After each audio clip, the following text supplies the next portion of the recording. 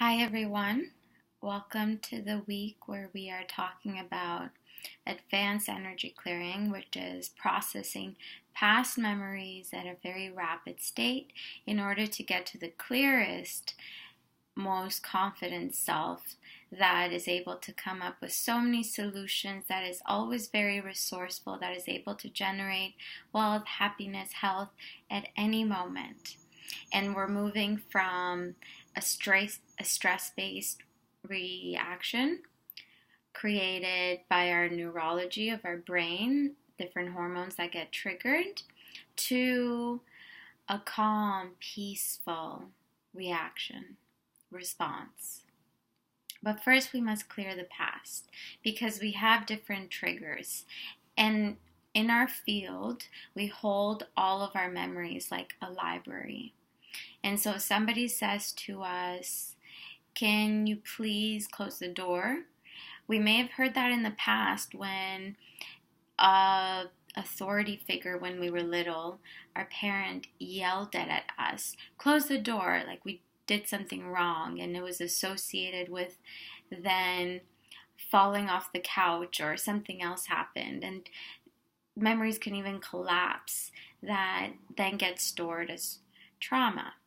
And trauma is sometimes looked at as really bad situations like falling off the bike and breaking your leg, or being physically hit by someone or something, or nearly drowning. However, to a child, trauma happens almost regularly. They're walking, they're crawling, and they fall, and they get hurt, and they cry. And that immediately gets stored in the body, and a decision is made in that moment of, "I can't do it," or "I did something wrong." And this is where the parent is responsible for encouragement and saying, "Keep going," and showing an overall energy of, "I believe in you," and bringing in light and happiness and patience. However, we weren't all raised in that way. And even in today's day and age, as conscious as we may be around youth and each other, we can still be short with each other, with our friends, and with our family members. We may not say the right thing, and we don't hear exactly what we want to hear, which again gets stored in us and encourages those limiting decisions that were made from the age of 1 to 7, because that's the massive imprinting stage, the developmental years. So as you're working with yourself to clear and heal, you're going to ask yourself, how old was I when I first got triggered by this? So right now you may be going through a challenge with a romantic partner where you don't feel fully heard or respected, or maybe at work you don't feel confident that you're doing enough, or it may be that with a family member, they're just irritating you. They can't seem to say the right thing to you, and you can't go longer than a few minutes in the conversation. That's because something has happened in the past. Because in that present moment, they're saying something as simple as, "Did you call the doctor?" Or, "How is your relationship with your partner going?" But you're hearing from different filters of, you did something wrong because something happened when you were 3 and your dad said in that same tone.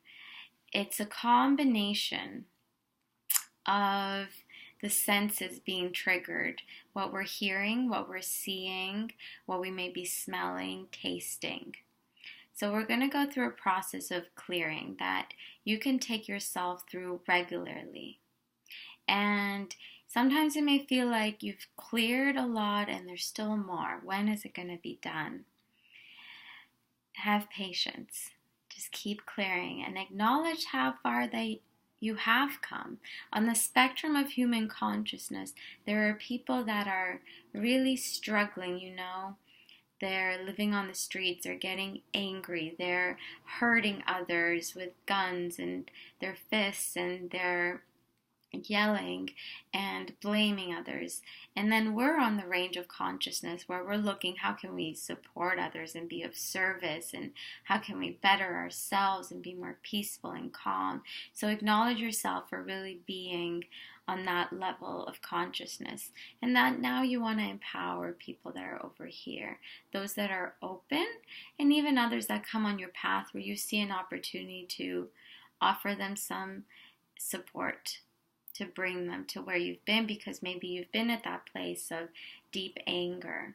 I know I've been there, and now I tend to have clients that get triggered and have anger and suicidal thoughts. Most often we're helping people through the journey that we've been in personally. So let's clear some more today so that you may welcome in more clients, because next week we're starting with the case studies. And bring yourself into a state of meditation, closing your eyes, taking a deep breath in and out, opening your eyes. You're going to find a spot in the ceiling or somewhere where you're looking slightly upwards through your inner first eye, which is in your forehead, that pineal gland. You're looking in between your eyebrows and relaxing your forehead. And having awareness of your physical body, whether it's sitting or standing. And now extend your perception, your awareness, to look to either side of you. You can have a sense of your left and your right. And now wrap your awareness behind your head as if you can see behind you, like you have a halo around your head. And now gently lowering your eyes to bring your perception also to the left and the right below you. And take a moment to be in complete stillness.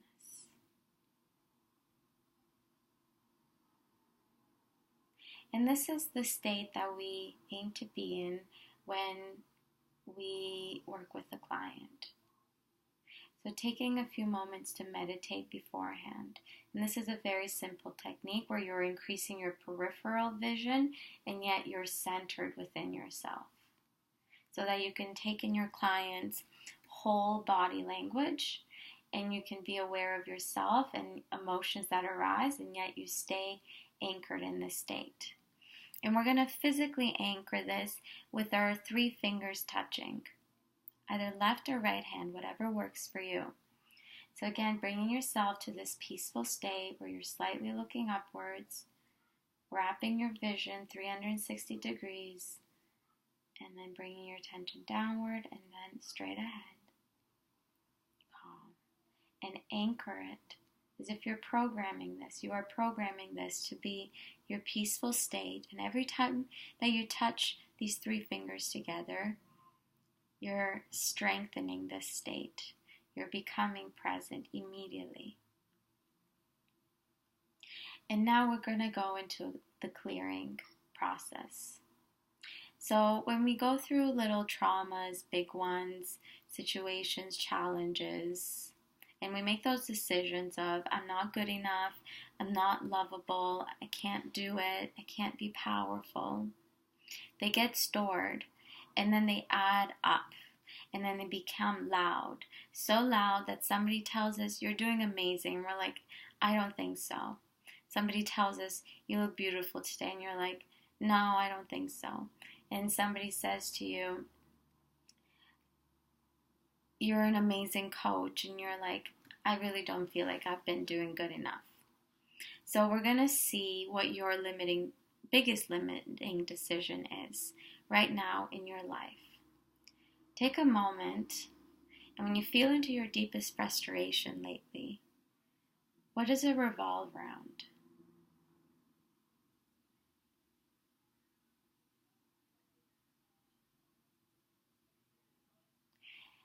And now go deeper.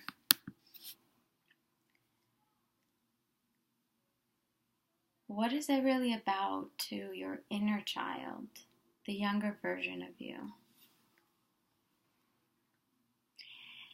And there are root blocks that we can bring into the categories of undeserving, unloving, unworthy, similar to undeserving, depends how you word it.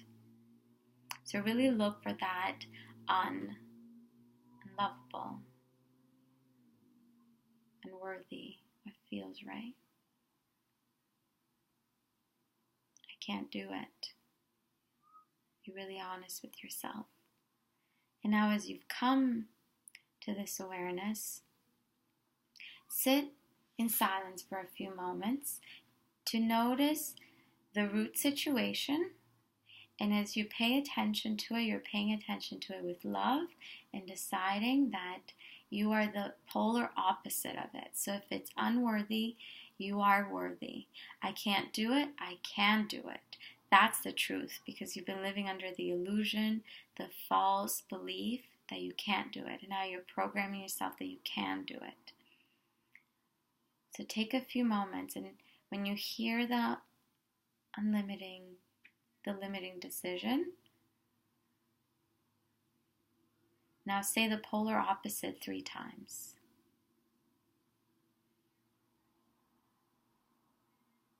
And now add some joy and happiness to it. Even just a molecule, sense of peace. As you say it again 3 times. And the inner mechanics of your mind are shifting gears.